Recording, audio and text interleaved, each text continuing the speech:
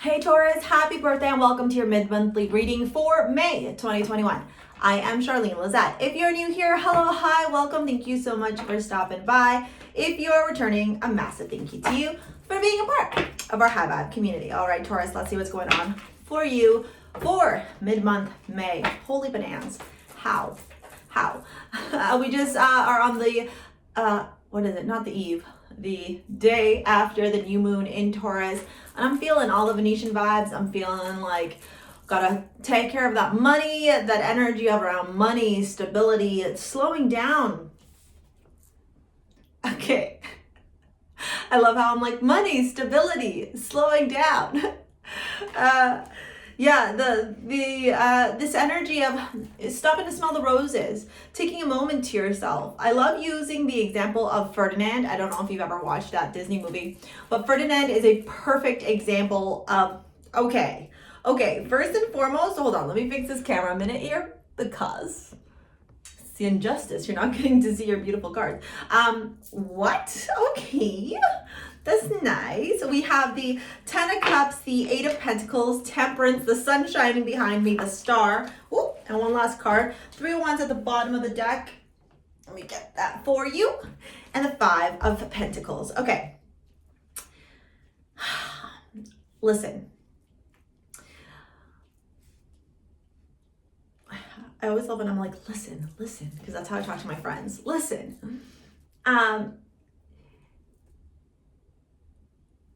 Stressing about the money and worrying about like the fact that maybe the money isn't coming fast enough, or maybe the money isn't coming how you thought it was going to come, and all the stories or the narratives around the money will not serve you. It's not going to help you. It's actually going to make things more difficult for you, and it's also going to bring forth more challenges, more obstacles, and more of a situation where like you're going to feel blocked, okay? And what I mean by that is energetically, when we live in this lack energy of the 5 of Pentacles, of loss, of feeling left out, of not having enough money, when we sit in that energy, what ends up happening to us is we vibrate at that frequency. So we vibrate at the frequency of loss. We don't vibrate at the frequency of abundance.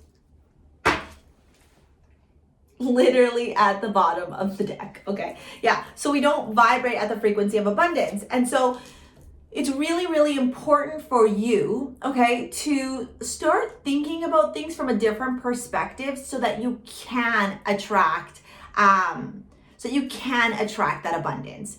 It's almost like at this moment in time, you have to focus on putting yourself, I hate wearing my watch when I do these because my wrist feels heavy because I'm always like this.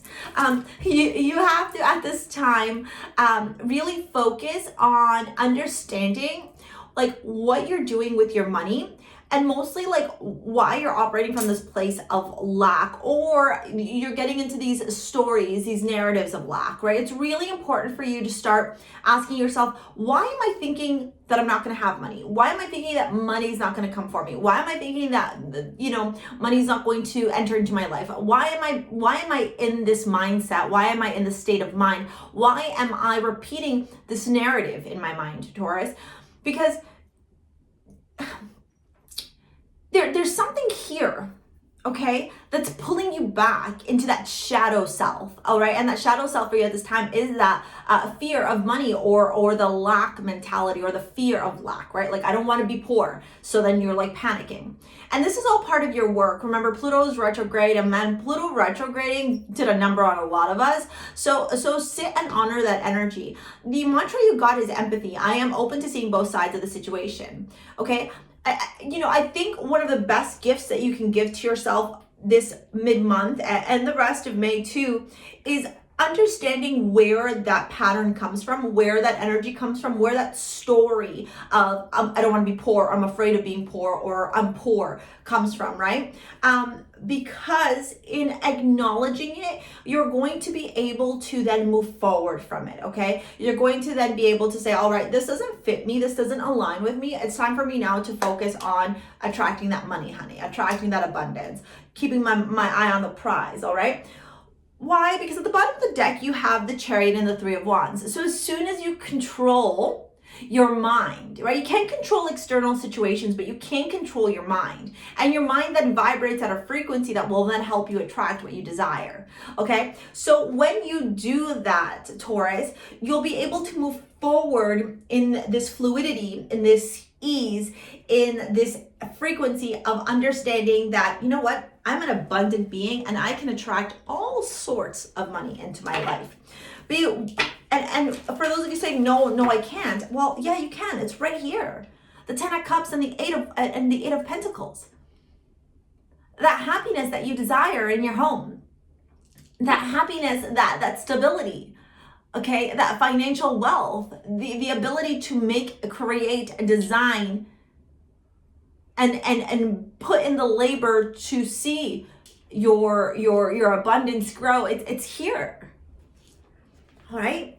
Right now, though, you just gotta have some patience. You gotta allow the work of the universe to step in. You have to understand. I find compassion, find the empathy in understanding that the universe can only work so fast. Right? And there's always things that are happening in divine timing. You know, if you start a project or if you're asking for money and it's not the right time, well, it's not going to take you anywhere, right? You may get stuck in it, okay? Or it might not bring you all of the abundance that you seek. You'll be limited in your abundance. And like, why would you want that, right? We have to remember that everything is kind of working towards a greater good for ourselves. And it's up to us whether we're going to align ourselves and surrender to that energy and flow in that frequency, or if we're gonna resist and be combative, okay?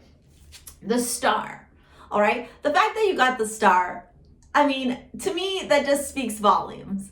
Why? Because this is telling me that anything that you desire, it's a wish upon a star. What do you wish? What do you want? Okay, what does your life look like? What do you desire? If you desire something, bring it to fruition, manifest it, believe in it, and see how quickly it comes into your life. Okay? Believe in it so deeply ingrained. Sit in that energy. Trust the universe with that Temperance, okay? Allow the universe, the ebb and flow. Notice how both of these imageries have water in them. And so I think that circles back to that first comment I made about emotions, right? Where are your emotions, getting the best of you? Here, the Temperance has the water and they're playing with it. Here, the Temperance the Star is taking from one end and filling to another, and that's how she's growing this abundant green space, okay? Notice each of these imagery has 1 foot in the water and 1 foot grounded. So 1 foot in the emotions and 1 foot in the realism. And you are realistic. You are methodical. You are Taurus, right? Funny enough, you got the first card for astrology, the first house for astrology. The first house is the house of the I am, okay? It's originally ruled by Aries and Mars. This is the house of the self and identity. Here's where we see one's personality, behavior, characteristics, physical appearance, as well as their attitude towards life. It starts with the sign known as the ascendant.